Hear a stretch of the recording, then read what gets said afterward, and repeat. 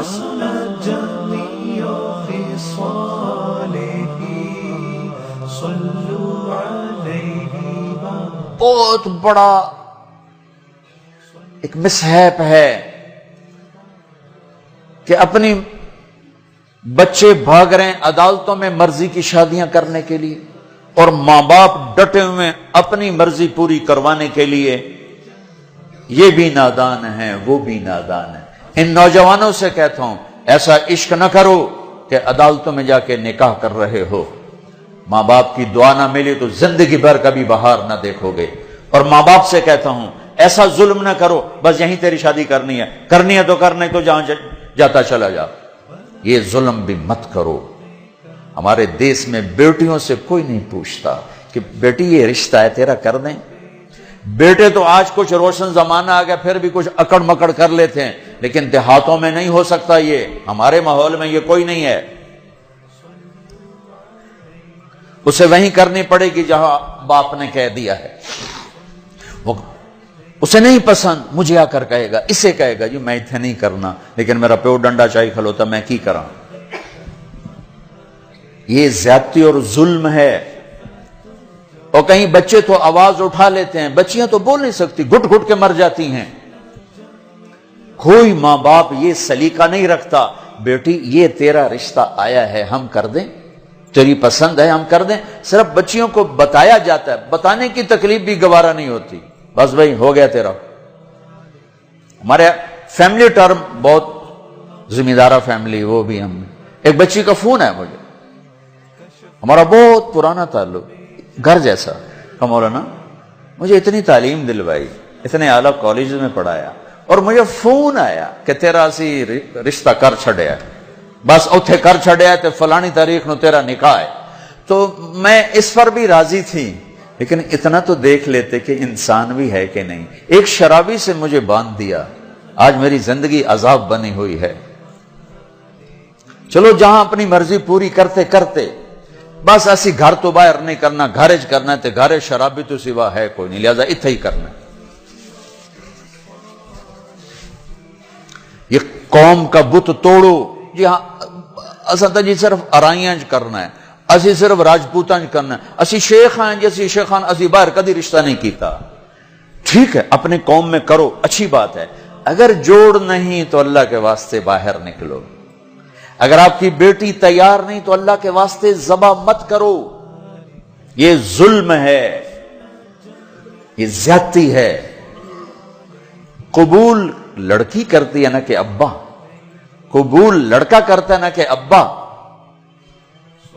یہ اختیار تو شریعت بچے کو دے رہی، بچی کو دے رہی کہ میں نے قبول کیا، کہے گی تو نکاح. وہ کہتے ہیں میں نے قبول نہیں کیا تو اب تو نہیں ہوگا. میرا گاؤں راوی کے کنارے ہے، کتنی بچیاں ذبح کر کے ڈال دی گئیں راوی میں. اپنی مرضی دی شادی کیتی ہے ہی نہ، بس ٹھیک ہے ذبح کر دیا. ساری زندگی بیٹے زنا کرتے ہیں تو کہو جی چھوڑ چکرن کر دی رہ جاندے. بیٹی پر شک پڑ جائے تو ذبح کر دیتے. ہائے ہائے ہائے ہائے. میرے نبی نے آخری خطبے میں بیٹوں کے لیے نصیحت نہیں فرمائی تھی، عورت کے لیے نصیحت. تمہیں عورتوں کے بارے میں نصیحت کر کے جا رہا ہوں، آخری خطبہ تمہیں عورتوں کے بارے میں نصیحت کر کے جا رہا ہوں. ایسی درد بھری داستانیں میں جانتا ہوں، میرے دائیں بائیں ہوئی ہیں، ہو رہی ہیں. ماں باپ کو کہہ رہا ہوں کہ اللہ کے واسطے ماں باپ ہونے کا غلط فائدہ مت اٹھاؤ. باجی ایتھے ہی کرنا ہے، کھبے سجے ایسی کو نہیں کرنا، اسی قوم تو باہر نہیں کرنا، کرنا ہی تو کر نہیں تو بیٹھے رہو. میرے اپنے خاندان میں ہم چھوٹے چھوٹے کتنی بوڑھی ہماری پتہ نہیں دادیاں نانیاں جو بھی لگ دیاں پتہ نہیں کی لگ دیاں بغیر شادی کے مر گئیں کہ قوم میں رشتہ کوئی نہیں تھا، خاندان میں رشتہ کوئی نہیں تھا. یہ ستم آج میرے دیس میں ہے. یہ بھی ظلم ہے، صرف زمین دبانا ظلم نہیں، یہ بھی ظلم ہے. رشتہ رشتہ مانگنے والے علی اور مانگا جا رہا ہے فاطمہ کا. نبیوں کے بعد سب سے عظیم جوڑی علی و فاطمہ. تو آسمان پہ طے ہو چکا ہے. علی آ کر بیٹھ جاتے ہیں, شرم کی وجہ سے بول نہیں سکتے. آپ کو تو پتہ ہے کیوں آئے. علی کیسے آئے؟ چپ. فرمایا فاطمہ کے رشتے کے لیے آئے ہوگے؟ اچھی. تو ہم نے کہا انشاءاللہ.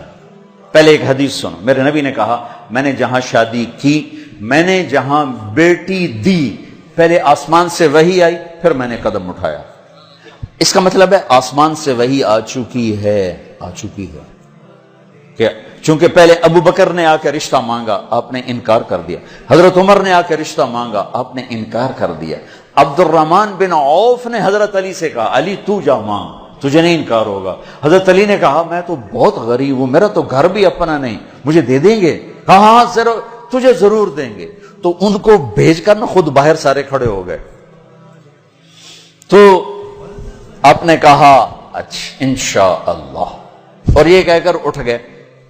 حضرت علی پریشان ہو کے باہر نکلے. تو اب پوچھا عبد الرحمن کیا ہوا؟ کہا انکار ہو گیا. انہوں نے کہا کیسے؟ کہا بس کچھ نہیں کہا. کہا کچھ تو کہا. کہا انشاءاللہ کہا. تو کہا تو بس ہو گیا. کہا وہ کیسے؟ کہا نبی کا انشاءاللہ ہاں ہوتا ہے. یہ ہاں ہے علی, ہاں ہے. اچھا اب یہ انشاءاللہ کیوں کہا ہے جبکہ آسمان سے وحی آ چکی, جبریل پیغام لا چکے ہیں؟ اب یہ انشاءاللہ کیوں کہا ہے؟ ایک کام کرنا باقی ہے. اب گھر گئے, بیٹی فاطمہ علی کا رشتہ آیا ہے, کر دوں؟ ہو اس لیے نہیں ہاں کی وہاں. ہمارے والدین اپنی بےزتی سمجھتے ہیں بیٹی سے پوچھنا کہ دھیاں کو لو کوئی پوشیندہ ہے. ہمارے ذمہ داروں میں تو بہت ظلم ہوتا ہے. جیسے کوئی گائے بھینس ہے, جیسے کوئی بھیڑ بکری ہے, گلے میں رسی ڈال کے اور کسی کے قلعے پہ جا کے باندھ دو, کسی کے کھونٹے کے ساتھ جا کے باندھ دو. شہروں میں تو پھر بھی تعلیم آ گئی ہے, کچھ نہ کچھ بچیاں بھی بول پڑتی ہیں. اس کے بولنے کو بغاوت سمجھا جاتا ہے. او بھائی یہ بغاوت نہیں, اپنا حق مانگ رہی ہے. ہاں میں اولاد سے بھی کہتا ہوں اگر ماں باپ جبر کر جائیں پھر سہ جانا, پھر اللہ تمہارے لیے خیر کی شکلیں پیدا کرے گا. باغی ہو کے قدم اٹھاؤ گے تو تباہی ہے. لیکن ماں باپ سے بھی کہتا ہوں ایسے نادان نہ بنو, ایسے نادان نہ بنو. کیا حضرت فاطمہ انکار کر سکتی تھی؟ کیا حضرت فاطمہ پر اتنا اعتماد نہیں تھا میرے نبی کو کہ آپ کہتے ہیں ہاں علی ٹھیک ہے بولا, میں بعد میں خود پوچھ لوں گا؟ نہیں, امت کو سبق دینا ہے کہ جو جوڑی آسمانوں پر طے ہو چکی ہو اس میں بھی پہلے پوچھنا ضروری ہے. حضرت فاطمہ نے عرض کی جی ہاں. پھر واپس آئے, علی مجمع اکٹھا کرو. لوگ اکٹھے کیے. پھر حضرت علی کو یہاں بٹھایا سامنے, پھر ممبر پہ کھڑے ہوئے کہ لوگو جبریل میرے پاس یہ پیغام لے کر آئے اللہ کا کہ میں اپنی بیٹی فاطمہ کا ہاتھ علی کے ہاتھ میں دے دوں. پھر پوچھا, کیوں پوچھا؟ اے میری امت بچیوں سے پوچھنا, یہ ان کا زندگی انہوں نے گزارنی, تم نے تو نہیں گزارنی. میری عزت دا سوال ہے, میری غیرت دا سوال ہے. تیری زندگی تو گزر چکی ہے, اس لیے ابھی شروع کر رہی ہے, کیوں اس کو سسکا کے مارنا چاہتی؟ پھر بیٹیوں کو حصہ کوئی نہیں دیتا وراثت میں. کیا کہیں کوڑے کے ڈھیر پر پڑی ملی تھی یا کہیں یتیم خانے سے اٹھا کے لائے تھے یا کسی اور پیٹ میں اس بچی نے پرورش پائی یا کسی اور چھاتی کا دودھ پیا یا کسی اور پانی سے یہ بنی؟ تیرے پانی سے بیٹا بنا, تیرے پانی سے بیٹی بنی. ایک چھاتی کا بیٹے نے دودھ پیا, اسی چھاتی کا بیٹی نے پیا. پروان چڑھی تو جہیز دے کر رخصت. ابھی چند دن پہلے ایک خاتون کا مجھے فون آیا ایک شہر سے کہ جی بھائیوں نے باپ بیمار ہوئے تو بھائیوں نے فراڈ کر کے ساری جائیداد اپنے نام لگوا کے مجھے خالی ہاتھ کر دیا ہے. میں در بدر پھر رہی ہوں, نہ میرے پاس گھر ہے نہ میرے پاس کھانے کو روٹی ہے, اور بھائیوں نے ساری جائیداد پہ قبضہ کر لیا. یہ ہر گھر کی کہانی ہے, 100 میں 100 یہ کر رہے ہیں. کوئی لاکھوں میں ایک ہے جو بچیوں کی وراثت کا اہتمام کرتا ہے. باپ مر گیا, ماں بیوہ ہو گئی, اگر باپ کی وراثت ہے تو 8واں حصہ ماں کا ہے, 8واں حصہ ماں کا ہے، 8واں حصہ ماں کا ہے۔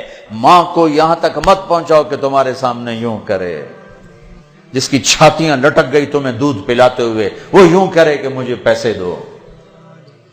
اگر باپ کی وراثت ہے 8واں حصہ اس کو دو، نہیں ہے تو ٹھیک ہے، تو اس کا حق ہے۔ بیٹیوں کا حق ہے، انہیں دو۔ تمہارے بیٹے تمہارے لیے عذاب بن جائیں گے آخرت میں اگر بیٹیوں کو حق نہ دیا۔ تو ان پر مادی ظلم بھی ہے، جانی ظلم بھی ہے، روحانی ظلم بھی ہے۔ نہ جائیداد دیتے ہیں، نہ ان کی رائے لیتے ہیں، بھیڑ بکری کی طرح کسی کی کھرلی پہ باندھ کے آ جاتے ہیں۔ لوگوں، جبریل میرے پاس اللہ کا پیغام لائے ہیں، پھر نکاح کیا۔ 400 درہم، 480 درہم دونوں ہیں۔ علی فاطمہ بنت محمد کو تمہارے نکاح میں دیا، قبول ہے؟ کہا جی قبول ہے، اور سجدے میں سر رکھ دیا۔ رب اوزعنی ان اشکر نعمتک التی انعمت علی، یہ دعا مانگی۔ اللہ کے نبی نے زور سے آمین کہا، پھر آپ نے سب کو شہد کا شربت پلایا یا چھوارے کھلائے، پھر رخصتی ہوئی، مہینے بعد، 6 ماہ بعد، سال بعد، یا فوراً، ساری روایات ہیں۔ حضرت علی آئے تو آپ کو اندر لے گئے، حضرت فاطمہ کا ہاتھ پکڑا اور علی کے ہاتھ میں دیا اور کہا، علی آپ کو نبی کی بیٹی مبارک، اللہ، آپ کو نبی کی بیٹی مبارک۔ پھر فرمایا، میری بیٹی، مجھے اپنے خاندان میں جو سب سے زیادہ محبوب تھا، میں نے تیرا ہاتھ اس کے ہاتھ میں دیا ہے۔ جن کے فیصلے آسمان سے ہو چکے ہوں اور جبریل آ کے سنا رہا ہو، وہ پہلے پوچھنے جا رہے ہیں، بیٹی کر دوں؟ ہماری کون سی یہ غیرت ہے، یہ کون سی عزت ہے؟ خاندان سے باہر اچھا رشتہ ملے کرو، خاندان کے اندر ملے وہ بہتر ہے، وہاں کرو۔ لیکن اگر خاندان میں جوڑ نہیں، باہر دیکھو، یہ ارائیوں کا بت توڑو، راجپوتوں کا بت توڑو، شیخ پٹھان بٹ جٹ پتہ نہیں کی کچھ بنائی پھر دن گرم مسالے، یہ بت توڑو، ان سے باہر نکلو۔ میرے نبی نے 2 بیٹیاں بنو امیہ کو دی، جن سے ٹکر ٹکر ٹکر ٹکر۔ حضرت زینب کا نکاح ابو العاص بن ربیعہ بن امیہ بن عبد شمس، امیہ کے پوتے کو اپنی بڑی بیٹی دی، اور عثمان بنو امیہ میں سے 2 بیٹیاں ان کے نکاح میں دی، رقیہ، ام کلثوم۔ اور جب ام کلثوم پہ انتقال کریں گے تو فرمایا، اگر میری 100 بیٹیاں ہوتی تو میں 100 اور اس طرح مرتی تو میں ایک ایک کر کے عثمان کے نکاح میں دیتا۔ بنو امیہ میں بیٹیاں دی، ایک بیٹی فاطمہ اپنے گھر میں دی علی کو۔ اپنے خاندان میں شادی کی قریش، خاندان سے باہر برادری میں شادی کی عرب، ہلالیہ، مستلق، پھر برادری سے بھی باہر یہودی نسل میں شادی کی، حضرت صفیہ بنو اسرائیل میں، یہودیوں میں سے۔ اپنے نبی کو تو دیکھو کیا کیا انہوں نے۔ ہم اپنے نبی سے بھی آگے جا چکے ہیں۔ کتنے بچے میرے پاس آتے ہیں نوجوان کہ جی شادی کرنا چاہتا ہوں، وہاں بچی بھی تیار ہے، لیکن وہ کہتے ہیں بس ہم نے راجپوتوں سے باہر نہیں کرنا، ہم نے ارائیوں سے باہر نہیں کرنا، ہم نے شیخوں سے باہر نہیں کرنا۔ میں ان کو یہ کہ بھائی دیکھو بیٹا، کورٹ میرج سے بچنا کہ برکت نہیں ہوتی، اللہ سے مانگو، نہیں ہو تو پھر صبر کر کے پی جاؤ۔